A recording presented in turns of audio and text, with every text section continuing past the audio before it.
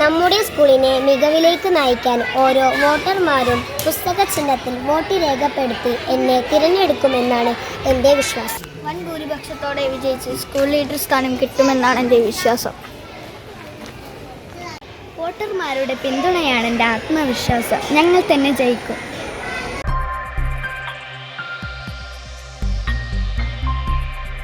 ജനാധിപത്യത്തിന്റെ ആദ്യ പാഠങ്ങൾ തൊട്ടറിഞ്ഞ് കൊച്ചുകൂട്ടുകാർ. കാഞ്ഞിരപ്പറമ്പ് GMLP സ്കൂളിൽ സ്കൂൾ പാർലമെന്റ് തിരഞ്ഞെടുപ്പ് കുട്ടികൾക്ക് വൻ ആവേശമായി.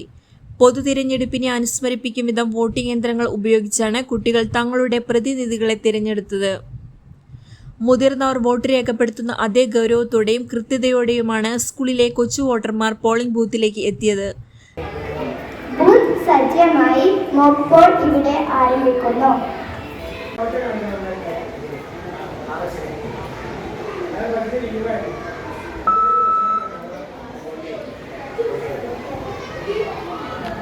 ജനാധിപത്യ പ്രക്രിയ നേരിട്ടറിയാൻ സ്കൂൾ അധികൃതർ നിങ്ങളെ പേരുണ്ടോ നോക്കുക, നിങ്ങളെ ചിഹ്നം തന്നെയാണ് നിങ്ങളെ പേരിന്റെ നേരെ നോക്കുക. ആണോ അല്ലേ? ഈ പ്രസ്സിൽ നെക്കിയാലാണ്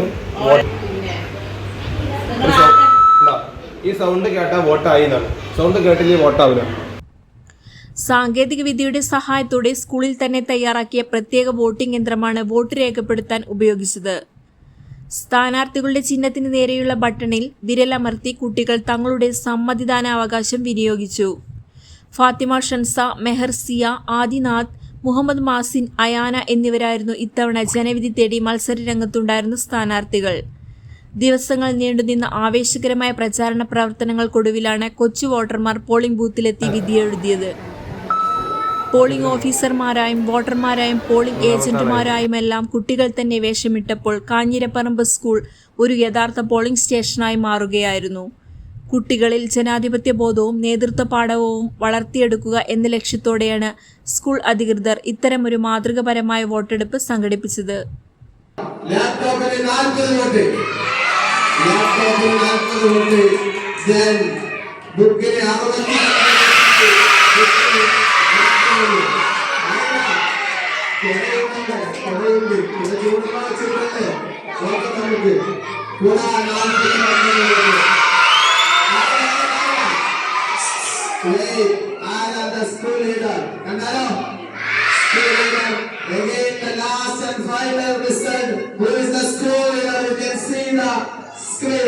School leader goes you. Our school leader, you can see. Yes, we are waiting.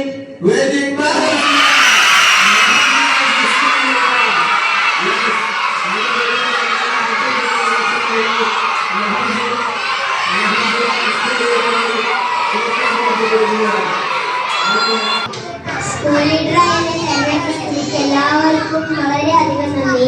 നിങ്ങളുടെ സ്നേഹം എന്റെ വോട്ടുകളെ വിജയിക്കും.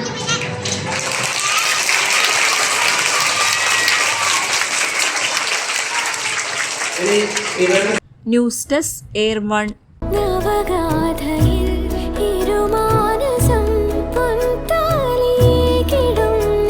Nesra Gold and Diamonds, Kalpaka Building, Bypass Road, Kondoti.